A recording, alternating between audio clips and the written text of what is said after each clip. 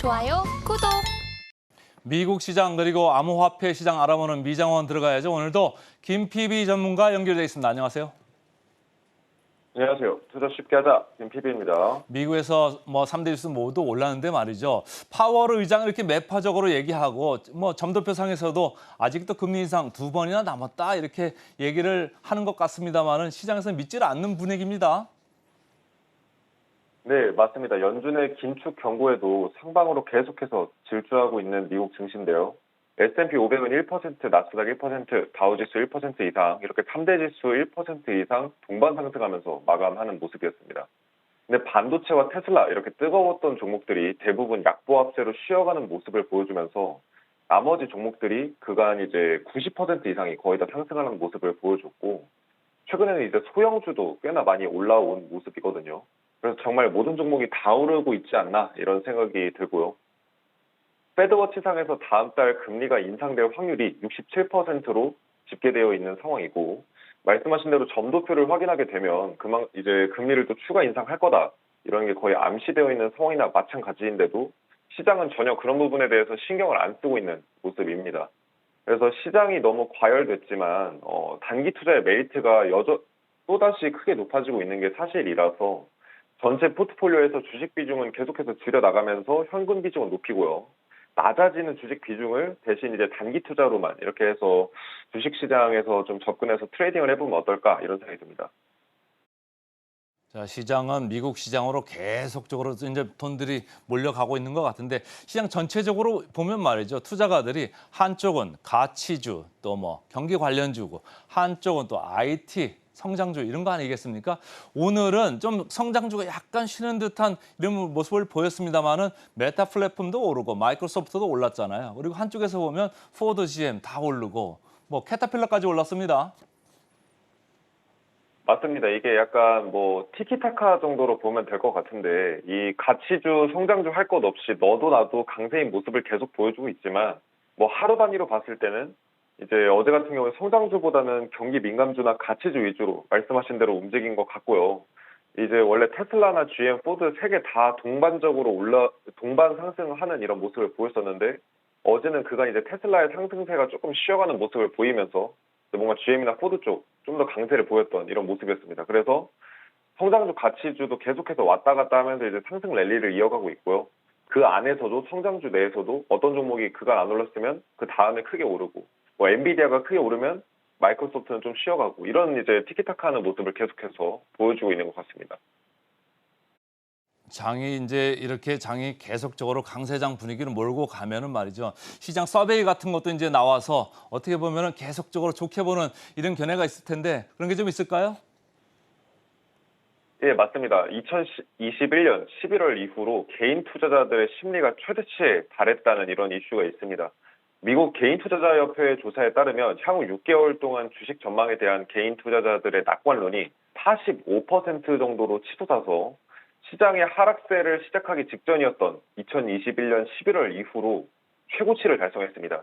그러니까 강세장 최고점 수준하고 거의 지금 심리가 맞먹는다는 얘기죠. 참고로 현재 낙관률이 45%, 근데 과거의 평균이 37.5% 정도 수준이라는 걸 좀 생각해보면 굉장히 높은 수치라고 우리가 볼 수 있겠는데 이 낙관론이 계속해서 증가할수록 중장기적인 주식시장의 리스크가 높아진다 이렇게 볼 수가 있습니다.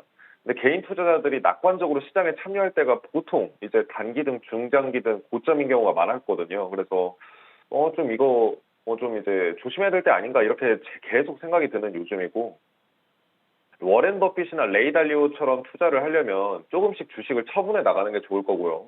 조지 소로스처럼 매매할 거면 오히려 공격적으로 활발하게 매매해야 하는 시장이다. 이렇게 좀 저는 보입니다. 조금씩 이제 고점을 위로 밀어 올리면서 지금 약간의 희망적인 것도 있지만은 약간 좀 위험하다 이런 느낌을 하는 사람들이 있는 것 같아요. AMD 최근에 이렇게 주가 강세가 좋았고 엔비디아도 좋지 않았습니까? 근데 어제는 조금씩 밀렸습니다. 그런 걸 좀 반영한다고 봐야 될까요?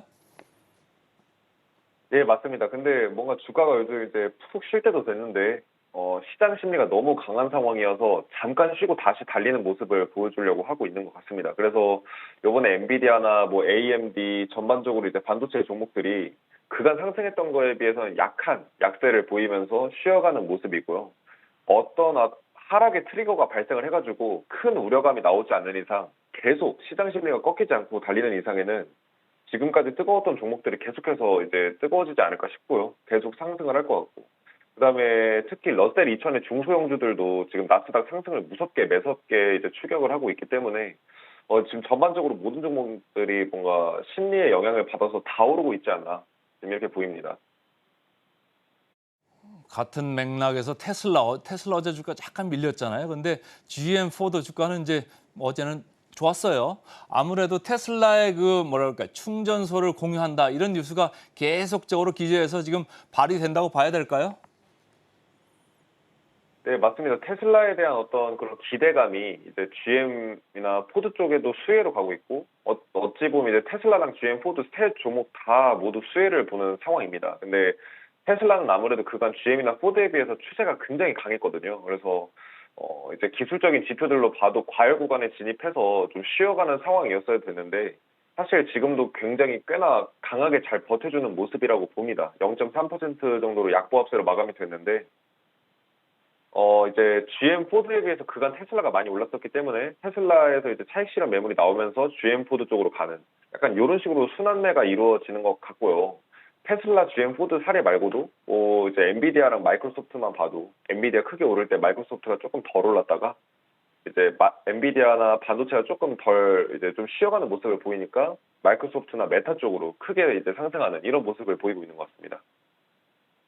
네, 전반적으로 시장이 이제 금리 방향에 대해서 촉각을 곤두세우면서 금리가 어디로 튈까 이런 생각을 하는 건데 금리가 내려간다고 하면 이제 성장주잖아요. 그리고 IT주니까 지금 주가가 그쪽으로 계속 가고 있습니다. 최근에 보면 미국 국채가 있지 않습니까? 미국 국채도 단기물이 있고 장기물이 있는데 단기물하고 기업 이익 상관관계 이게 좀 어떻습니까? 네. 이 자료에서 보시는 것처럼 미국채 1년물 금리와 기업 이익의 상관관계를 보여주는 표가 있습니다. 근데 이게 좀 유용하시게 활용하실 수 있는 지표인데, 국채 1년물은 사실 미국 기준금리랑 거의 같은 방향으로 움직인다고 보시면 되거든요. 그래서 이 표가 의미하는 거는 기준금리가 인상이 되면 1년 6개월 정도의 시차를 두고서 기업 이익도 악화한다는 얘기입니다. 왜냐하면 이제 국채 1년물 같은 경우는 반대로 이제 뒤집어서 차트에 표시를 한 건데, 둘이 보면 같은 방향으로 움직이잖아요. 그러니까 이거는 기준금리가 인상이 되면 기업 이익도 악화한다. 근데 이 17개월 정도를 이제 이 지표를 앞당겨 놓은 이런 지표라서 결국은 기준금리가 인상되면은 기업 이익도 악화된다는 얘기인데, 금리가 높아지면 기업이 돈 빌리는 데 들어가는 이자 비용도 비싸지고 경기도 위축이 됩니다. 그래서 결국 금리가 인상된다는 건 기업 이익이 악화된다는 거죠. 근데 기업의 이익이 악화되면 자연스럽게 주가도 하락하게 되기 때문에 이 말을 반대로 좀 다시 표현하면 기준금리가 인상하기 시작하면 한 1년 6개월 정도의 시차를 두고서 기업의 주가도 악화된다 이렇게 볼 수가 있는 겁니다.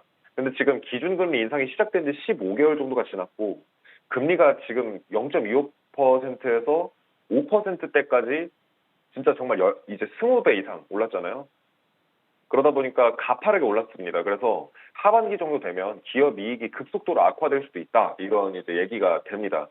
그래서 이번 연도 하반기에는 정말 통계로 보나 뭘로 보나 정말 조심해야 되는 때라고 보고, 정말 투자하고 싶으시다면 단기 정도로만 공략하시는 게 어떨까? 저는 일단 이런 생각이 듭니다.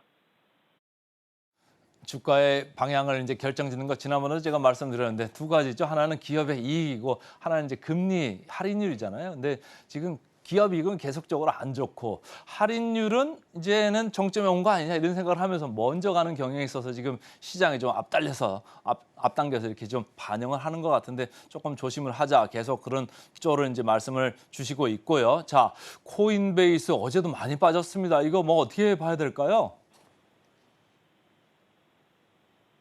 네, 지금 이제 코인베이스 쪽에서 계속 이제 문제가 드러나고 있는 모습인데, 이제 최근에 지금 비트코인이 거의 지금 계속해서 약세를 보이고 있습니다. 코인 시장이 미국 증시가 이제 뜨겁다 보니까 살짝 영향을 받아서 어제 같은 경우에는 약간 반등을 해서 좋은 모습을 보이고 있는데, 비트코인이 1.92% 24시간 동안 상승을 했고요. 이더리움은 0.8% 약상승을 했습니다. 도지코인과 솔라나는 각각 3%, 2% 상승을 했고 나머지는 거의 보합세를 보이는 모습이었는데 하락은 그간 크게 나왔는데 상승은 미약한 모습이었습니다. 근데 최근에 이제 말씀하신 대로 대형 거래소들의 기소 사건이 있었죠. 뭐 코인베이스, 바이낸스 계속 이제 기소하면서 문제가 발생하고 있는 이런 사건들이 있었고 워낙 또 알트코인들이 크게 무너졌다 보니 나스닥이 크게 오르는데도 상승을 많이 못 해주고 있습니다. 근데 이제 암호화폐 가격이 무너지면서 그로 인한 악재가 발생하게 되고 그 악재가 다시 가격을 더 무너뜨리는 이런 악순환이 발생하고 있거든요. 이 암호화폐 시장은 뭔가 암호화폐 가격이 항상 떨어질 때마다 이제 암호화폐 금융기관들이나 이런 곳에서 문제가 발생하면서 시세가 크게 떨어지는 이런 일들이 많았습니다. 그래서 이번 하락장에서 또다시 그런 이제 문제들이 발생하고 있는 것으로 보이고요.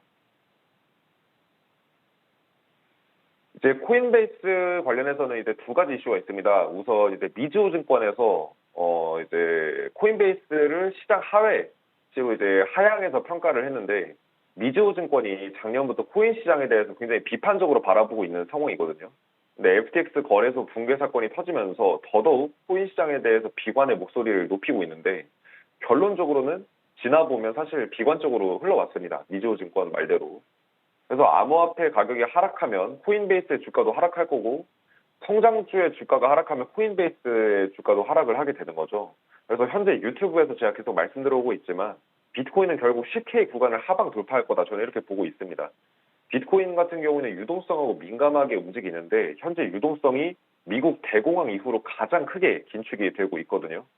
그래서 비트코인을 중장기적으로 좀 크게 매수해야 할 때는 실업률이 폭증하고 사람들의 비관론이 극에 달할 때라고 보고 있고 시기는 2024년 상반기 정도를 보고 있습니다. 그리고 이제 코인베이스가 이제 보고서에서 내년 2분기쯤 반감기가 올 거다. 근데 이제 코인 시장의 반감기가 긍정적으로 작용한다는 보장은 없다. 이렇게 진단을 했습니다. 근데 반감기라는 게 사실 좀 이 암호화폐 시장에 있는 좀 전설 같은 거예요. 그래서 암호화폐는 실제로 글로벌 M2랑 되게 민감하게 움직이거든요. 그러니까 유동성하고 굉장히 민감하게 반응해서 움직입니다. 그러니까 반감기가 아니라 유동성이 더 중요한 영향을 미친다는 거죠. 보통 이제 유동성이 늘어나기 시작하면 비트코인이 조금 있다가 나중에 오르고 떨어질 때는 먼저 떨어지거나 같이 떨어지는 이런 경향이 있습니다. 그래서 주식시장이나 부동산 시장에 유동성 들어갈 만큼 다 들어가고 이제 암호화폐 시장으로 온다 이거죠. 근데 반감기 같은 경우는 공급이 감소하면서 희소성이 늘어나는 건데 정작 사람들이 이제 반감기에 대해서 수요는 생각을 못 합니다. 수요도 늘어나면서 공급이 줄어야 가격이 오르는 건데 반감기는 공급만 줄어드는 거거든요. 그래서 경제가 어려워지면 수요가 크게 줄어들 거기 때문에 반감기가 와도 상승이 크게 오기가 어려울 수가 있습니다. 그래서 그 부분을 좀 유념해 주시고 반감기에 대해서 너무 맹신하시는 게 아니라 그냥 그런 게 있구나. 공급이 줄어드니까 뭔가 가치가 높아지는 이슈구나. 이 정도로만 바라봐 주시는 게 어떨까 이런 생각이 듭니다.